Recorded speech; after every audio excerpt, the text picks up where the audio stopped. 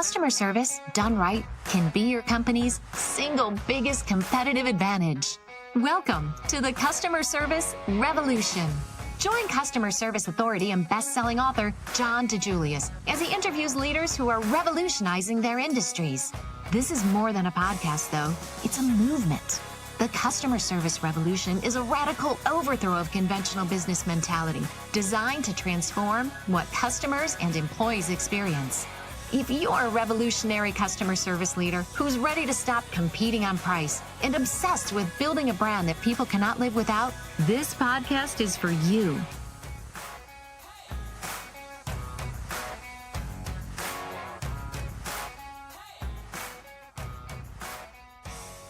Hey, revolutionaries, welcome back to another episode of the Customer Service Revolution podcast with John DiJulius. How are you today, John? I am fantastic. How are you? I'm doing wonderful. It's nice that we have you back in town again. Yes, it's nice to be home for a couple days. Yeah, enjoying the fall weather in Cleveland? Yeah. That's my favorite time. Is it? Yeah. Sitting around the fire and...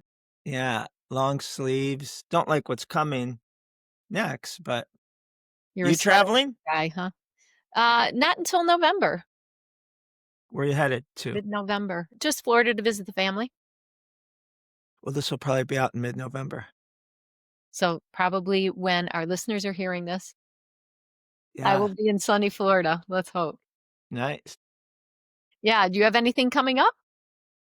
Yeah, I'm still traveling. A bunch of trips until Thanksgiving. Well, I don't know. It's got pushed back to after the holidays, but a lot of it's in the Caribbean, so I can't complain. That's not bad. You have shoulder surgery coming up too? Yeah. In a couple days. Yeah, in a couple days. Yes, getting this shoulder replaced. So I'm turning into the bionic man. I'll have 2 new shoulders. That's fantastic. You'll Yeah. be able to play ball for a lot longer. I don't know if I'm gonna be able to play ball ever again. No, really? Yeah, a fake shoulder you can't throw. We'll see. I thought your other one, like, but maybe just because it's the left. Left one, I don't use it to throw. Oh, I'm sorry to hear that. I've Well, gotten 50 some years out of playing baseball. I've squeezed everything I can out of that, which now you'll just have to be the manager. is why I need shoulder replacement. 50 years is a good record. Good run. Yeah, can't complain. Yeah. Hey, John, today let's talk about a blog that you did a while back on price myth busting. You've said for years that price is the easiest excuse leaders reach for when business slows down or customers leave. Why do so many companies misdiagnose the real issue? Well, I think it's an easy crutch. It's kind of like I think leaders use bad employees as a problem for, things. That's the whole point of being a leader, right? Maybe that's why we're all going to robots. I don't know. But I think they listen to customers. My thing is when customers complain about price, I don't think it's price or that they're not willing to pay it. I think the experience didn't warrant it. I think employees will say, well, they got it cheaper somewhere else when that's not necessarily the case. So I think there's a lot of blame placed on price when the experience didn't justify it. And is this universal when you look across industries, hospitality, banking, manufacturing? Is this a pattern that you always see? Yeah, I mean, 100%, unless it's regulated price like healthcare where insurance pays for it. But in healthcare where it's elective, definitely is. That's why I love working with elective because they work so much harder at the experience than, just a typical doctor where you have to get a physical and insurance pays for it. They have to. Competition. Right. Yeah. So let's start with your first myth. You say we shouldn't just ask customers what they want, but instead give them what they can't live without. What does that really mean? Well, Steve Jobs said that, and if you think about that, the companies that revolutionized their industries. If you remember what back in the day was like pre-Starbucks, pre-Zappos, pre-Amazon, pre-Airbnb, pre-Uber, like we know the rest of the story, but I still think if you'd bring a business plan to me with Uber and Airbnb and Zappos, I would not invest, which would be a horrible decision, but that they still don't seem like practical ideas. But a great example to this is in the 1970s, 79% of consumers bought coffee based on price. 79% of consumers bought coffee based on price. So if you're looking to enter that market, the coffee market, that's been around for 1,000 years, and customers are telling you what's most important to them. 8 out of 10 people buy coffee based on price. So why would you offer anything differently? Now you fast forward to 2022 and less than, 20% of consumers buy coffee based on price. Right? Total opposite swing.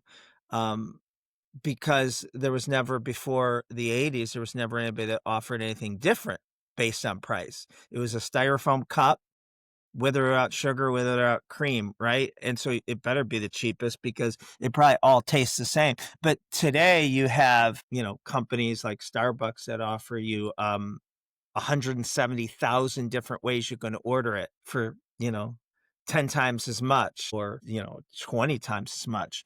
The in-store, the experience, hanging out for an hour, finishing reading a chapter in your book, cleaning up your inbox, or conducting an interview can all be done at the Starbucks. And now you have the Reserve Roastery, which is their newest concept, which is really making price irrelevant. Their average cup of coffee is like $12. But you can get a cup of coffee for $50 on their menu. So, you can't just listen to historical data when there's been nothing else offered. It doesn't tell you the whole story. Have you been to one of those roasters? I have in Seattle. It was really cool. Have you? No, there's one in Chicago, Yeah, and when we go, every time we go past it, there's a line out the door, and I'm like, "Do I wanna wait 30 minutes you need to to. pay for a $15 cup of coffee? Right, I don't right. know." It's the Willy Wonka of coffee. I mean, just taking a tour and all the open, exposed machinery, and you see the grounds flying across tubes above your head. You can get a flight of coffee. It's kind of like a winery. It's impressive. Alright, if I go, It's majestic. I'll take a video so we can show. Yeah, Yeah, you you have can. to do that if you get to one again too, so we can show our listeners what it looks like. Yeah, yeah. I'm sure we can get one online, but yeah, Yeah. it's really cool. Alright, you ready? Myth number 2. This one hits hard for a lot of leaders. You can't outsell high attrition. So, why is that truth so important for organizations that are constantly chasing new sales? Well, again, marketing and advertising, if it's just to replace lost clients, it's a hole in the boat. So, I mean, that's really a problem that, you can, in the one example we had where Worldwide Express contacted us, they were losing almost 20% of their existing clients a year to supposedly better prices, cheaper prices. And so we worked with them and we looked at it and that wasn't the case. They just weren't communicating with them. They weren't giving them a great experience.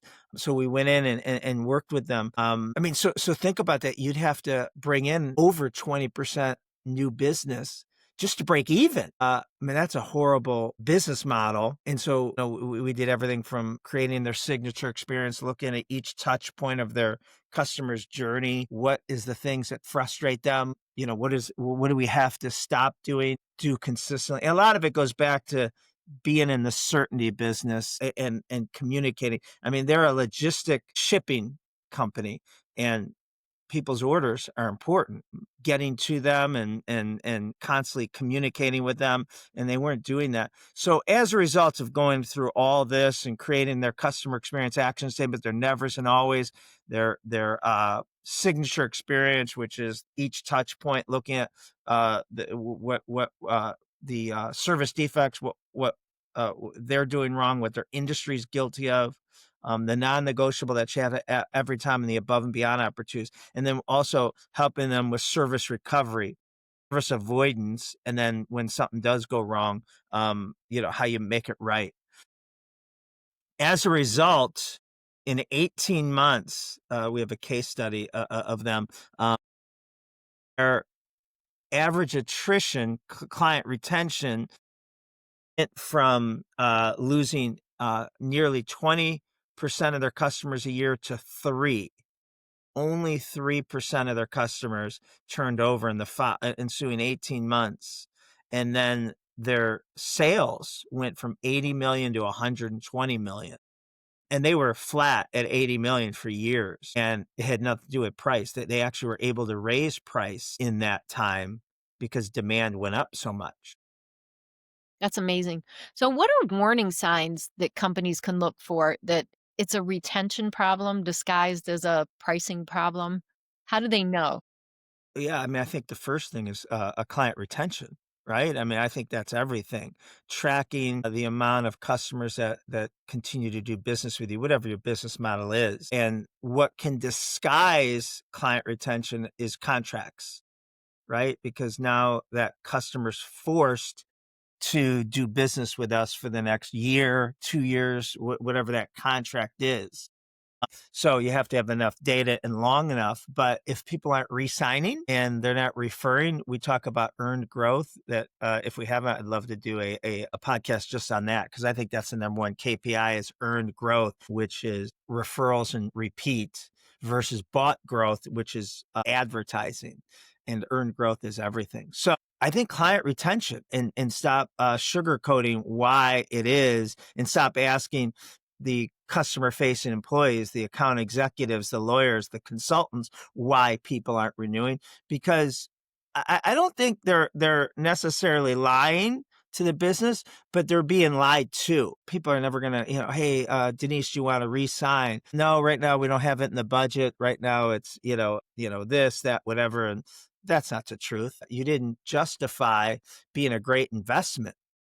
Now, like with Worldwide Express, helping them go from 19%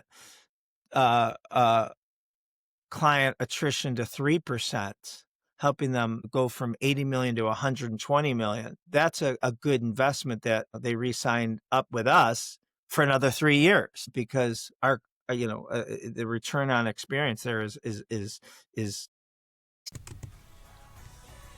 Are you still guessing at ways to improve your customer satisfaction scores? Or how to hire and keep the best talent? Stop guessing and become knowledgeable. Join the Customer Experience Executive Academy and learn what the world-class companies already know.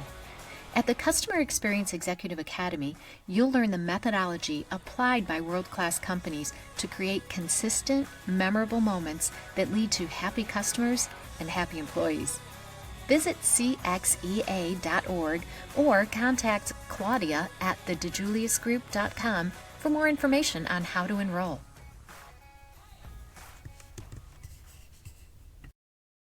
Myth 3, make the one thing the one thing. Explain that philosophy for us. Over the years, I've had dozens of CEOs when I've met them and on discovery and why are they hiring us, they've all said the same thing. They say, if the DiJulius Group does nothing else but help us improve this one key performance indicator, KPI, by 1%, it'll be millions to the top or bottom line. And now, depending on the business model, what that KPI is. But with New Day USA, a mortgage company that only served veterans, that one thing was veteran opt-outs. So the hard part when you're trying to get a mortgage or sell a mortgage is getting you approved. If I can't get you approved as an account executive, I can't do business with you, right? Alone.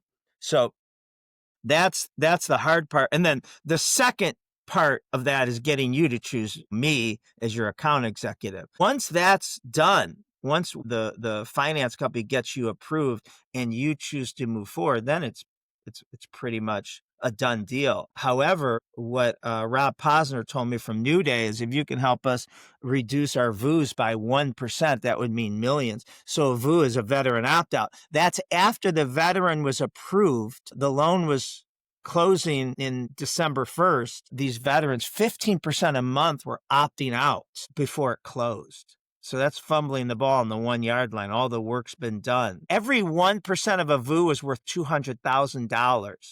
So 15% was a month was worth over $3 million in revenue. I mean, all the work's been done. You were approved, the process. The account executives, now these are recent college graduates working at New Day, 22 to 26 years old, said it was because the veterans were finding a better rate somewhere else.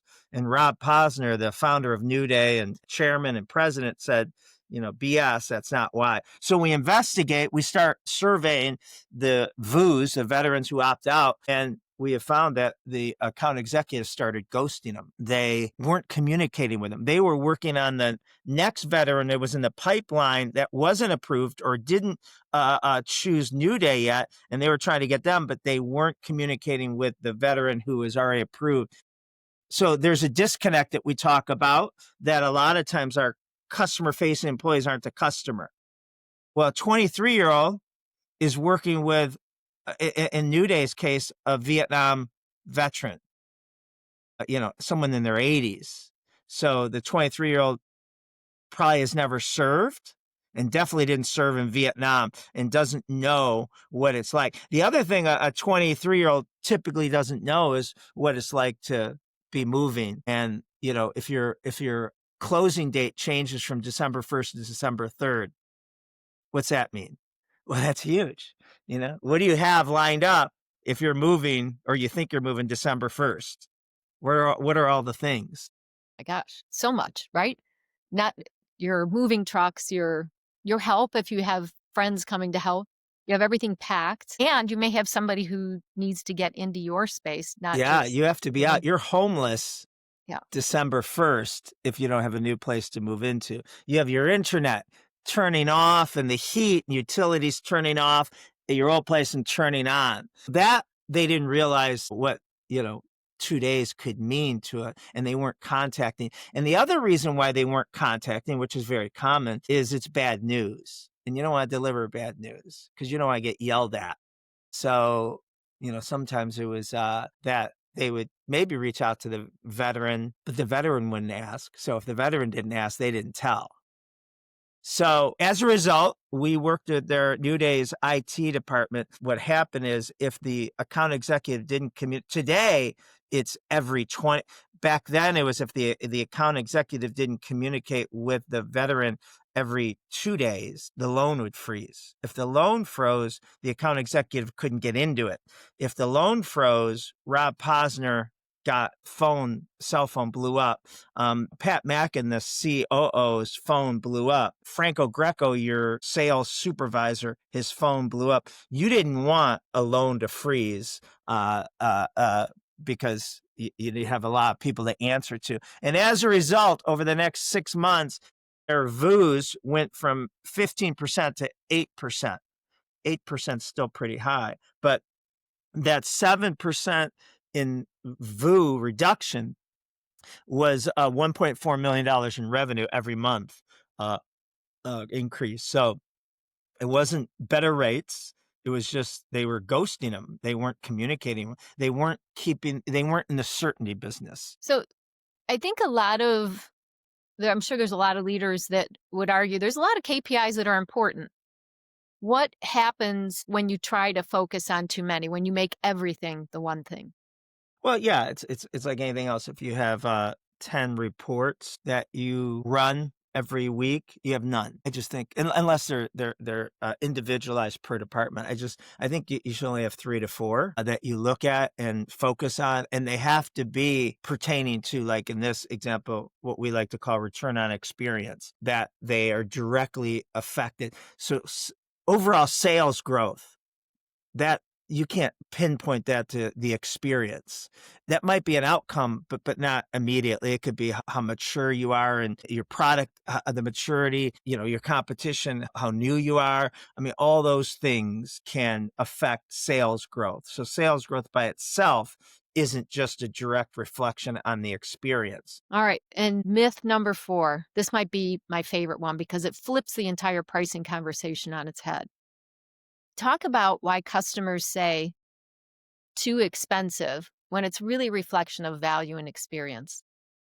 Yeah. So it goes back to my opening quote that when customers complain about price, it's not really the price. It's that the experience didn't warrant it. So our first business, John Roberts Spa, back when I was involved day to day, we'd have some clients that didn't return and we'd ask them why, or we'd send out something and they'd say, your prices, aren't too high. And so there was one case where a client complained. It was a new client, no request, which means if they're not asking for anybody, they'll get the next available hairdresser, if you will. And a lot of times the next available hairdresser is our level 1. We have 10 levels of hairdressers. Level 1 is after they graduate the apprenticeship program, they go on the floor. They may be charging $50 for a woman's haircut, but they are the least experienced, but that's who our no requests go to. This happened to be a level 1 designer. She didn't think it was worth the price. And so when we heard about it and we reached out to her and she told us that she just didn't think it was that great, refunded her money, and then gave her a gift certificate with one of our level 6 or 7 hairdressers who was like at the time $85, $90. And this is 20 some years ago. And so the level 1 was probably $35. Level 1s today are 50 or 60. So she thought the $35 haircut was overpriced and not worth it. We gave her a gift certificate for, Heather or Sandy, who was $75 at the time, to try to get her to come back and try us. 20 some years later, that client's still with us. And their hairdresser is now a level 10 who's charging $200 for a haircut. At 35, she felt she was getting ripped off. At 75, she felt it was a bargain and continued to go to that person every 6 weeks. And 20 some years later is still going to that person and paying $200. So at 200, she's a bargain, but at 35, another hairdresser was a ripoff. A lot of things to unpack there. We have to we had to work with and improve the $35 level 1 designer to justify that cost and that price and that experience. But I mean, it wasn't the price at all. She paid double and more than double for decades. When at first, the 35 was a ripoff. Do you still send new people to the newest person on the floor? If it's a no request, yes. So I think the way we do it, or at least the way we did it when I was involved, is So our call center, who takes the appointment, book it from right to left. So usually, so we might have 10 people, hairdressers at a salon, or we might have 30, depending how big the salon is.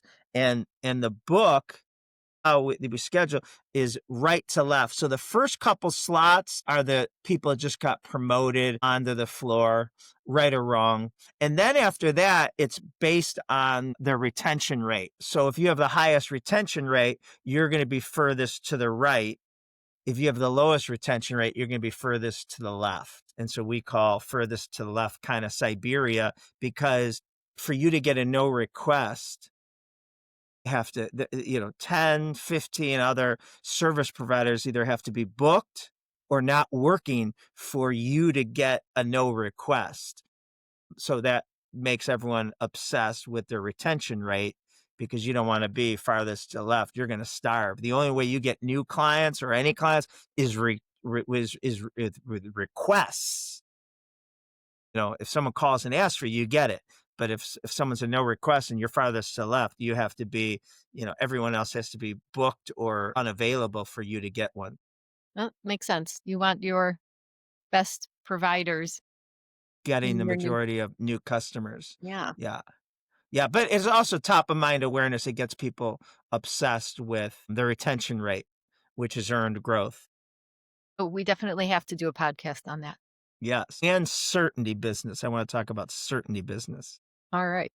That'll be a future episode, listeners. But John, let's tie this one up. For leaders who are listening who feel constant pricing pressure, what's the one mindset shift that they need to make today? I just think, do due diligence and find out why. And if you're losing customers, unretained customers, no referrals, it might not be price. It might be the experience. And if there's people more expensive than you doing what you do and getting it, well, then it's not price. Right? It's the experience. It's everything that comes with it. And experiences in so many things, which we've talked about: ease of doing business, expertise, friendly, follow up, all those things. It's just not the one thing of, is this lamp or haircut worth it? There's so many things that come with that experience. Great. All right. You heard it from the Chief Revolution Officer himself. Quit discounting. Yeah, discounting is a race to the bottom. Thank you. Thanks, listeners, and we'll see you next time.